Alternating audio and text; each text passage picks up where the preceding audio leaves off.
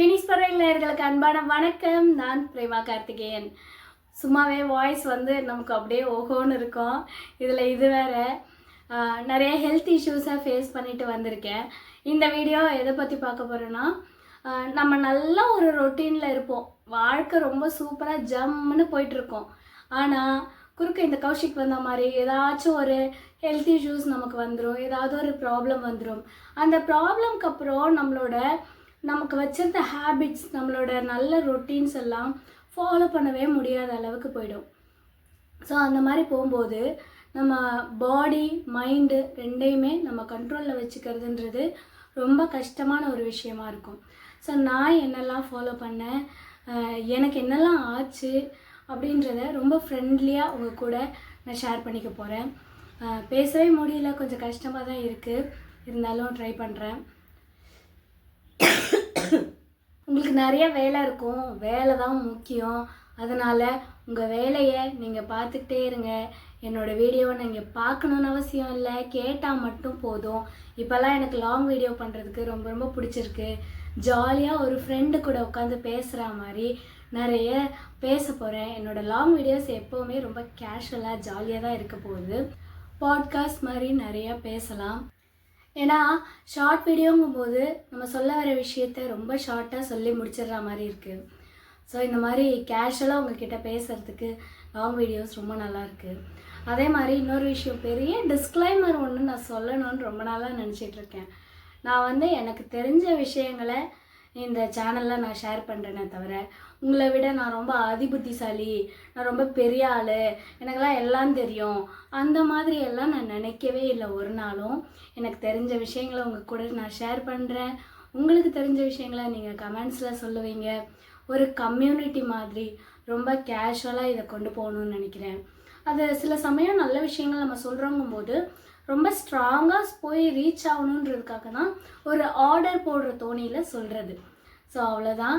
இது வரைக்கும் எதுவும் நெகட்டிவ் கமெண்ட்ஸ்லாம் வரல, இருந்தாலும் முன்கூட்டியே சொல்லி வச்சுக்கணும் இல்லையா? அதனால தான். First of all my routine. Previous video பார்த்தவங்களுக்கு தெரியும், நான் சொந்தமாக ஆஃபீஸ் வச்சுருக்கேன். நானும் என் ஹஸ்பண்டும் சேர்ந்து தான் ஒர்க் பண்ணுறோம். இதில் எனக்கு டைமிங் நிறையவே கிடைக்கும். என்னோடய 2 குழந்தைங்களையும் பார்த்துக்கிட்டு ஸோ என்னோடய ஆஃபீஸையும் பார்த்துட்ருக்கேன். நான் ஆல்ரெடி எனக்கு குழந்தை 3.5 years. இப்போ தான் நான் ஜேகேஜி போட்டிருக்கேன்.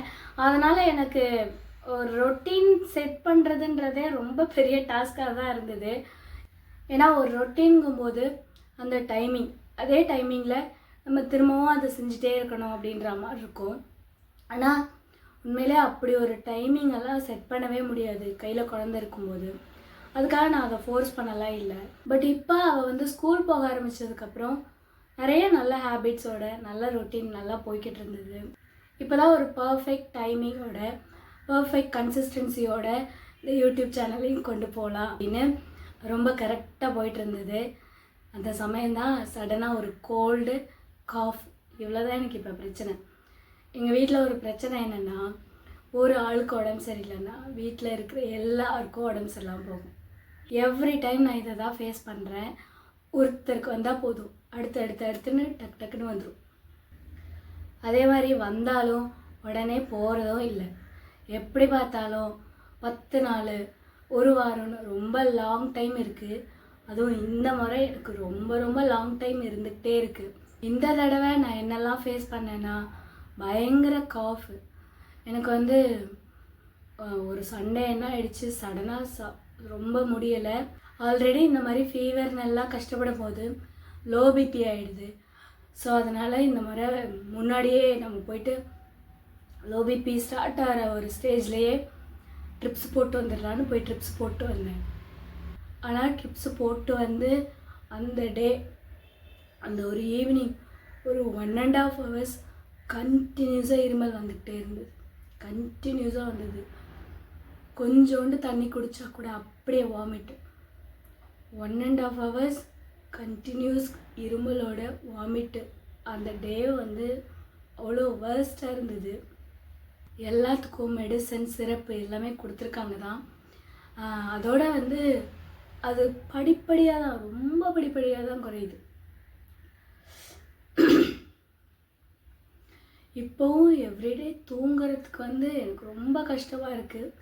தூங்குறதுக்கெல்லாம் ஆல்மோஸ்ட் படுத்ததுலேருந்து இருமல் வந்து ஒரு 2 மணி நேரமாவது சாலிடாக எடுத்துடுது. இப்போது இவ்வளோ கஷ்டமாக இருக்கே பேசுகிறதுக்கு, பேசாமல் நிப்பாட்டிடலாமா அப்படின்னா பாஸ்ட் 10 டேஸாக இப்படி தான் இருக்குது. இடையில ஒரு 2 நாள் கம்ப்ளீட்டாக மௌன விரதத்தில் தான் இருந்தேன், பேசவே இல்லை. ரொம்பவே கஷ்டமாக இருக்குது.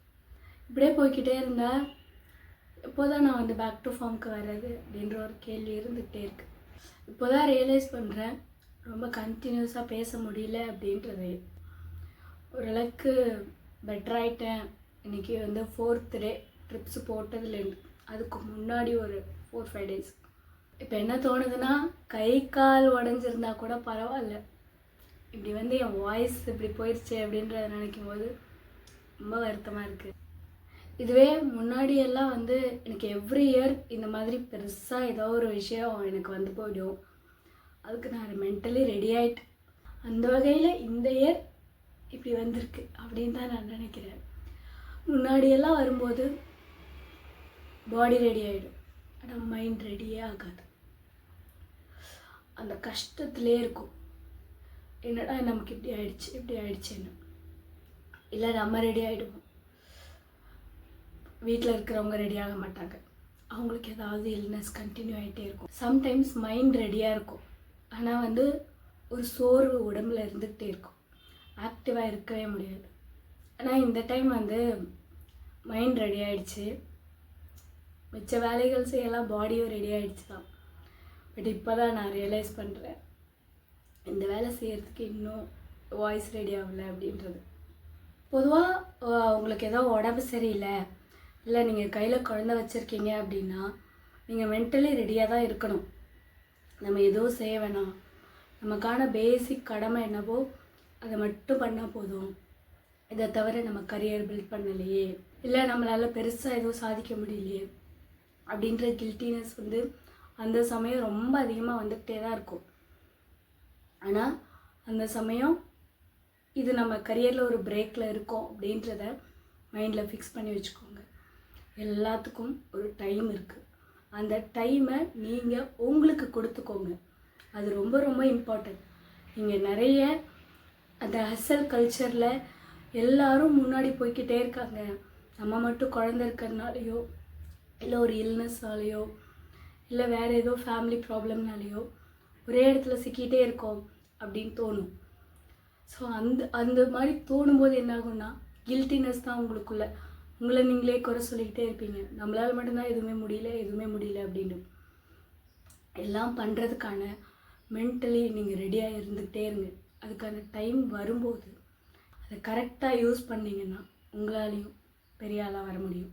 ஸோ ஃபர்ஸ்ட் ஆஃப் ஆல் அந்த டைம் பீரியடில் நீங்கள் கில்ட்டாகவே கூடாது.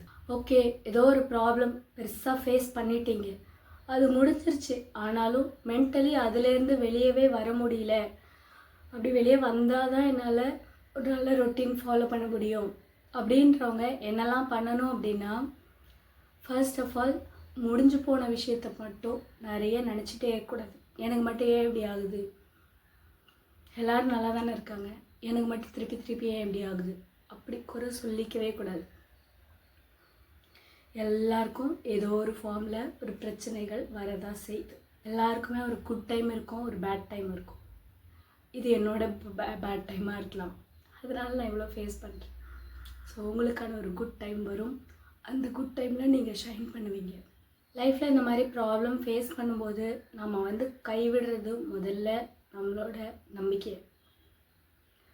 அதுக்கப்புறம் நம்மக்கிட்ட ஒரு பாசிட்டிவ் தாட்ஸே இருக்காது, ரொம்ப லைஃபே ஒரு சோகத்தில் இருக்க மாதிரியே தான் இருக்கும். அதுக்கு நீங்கள் அதிகமாக இடம் கொடுத்துடாதீங்க. ஜஸ்ட் ஒரு 5 minutes மெடிடேஷன் ப்ராக்டிஸ் பண்ணுங்கள். அடுத்ததாக ஸ்டாப் யுவர் ஓவர் திங்கிங். இந்த உடம்பு சரியில்லாதப்போ ஒரு ஓவர் திங்கிங் வரும் பாருங்கள், கொஞ்சம் நஞ்சம் ஓவர் திங்கிங் இல்லை, அவ்வளோ வரும்.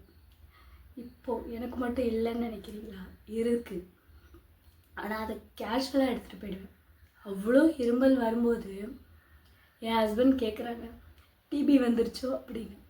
ஆனால் எனக்கு என்ன தெரியுமா தோணுச்சு, கேன்சரே வந்துருச்சோன்னு.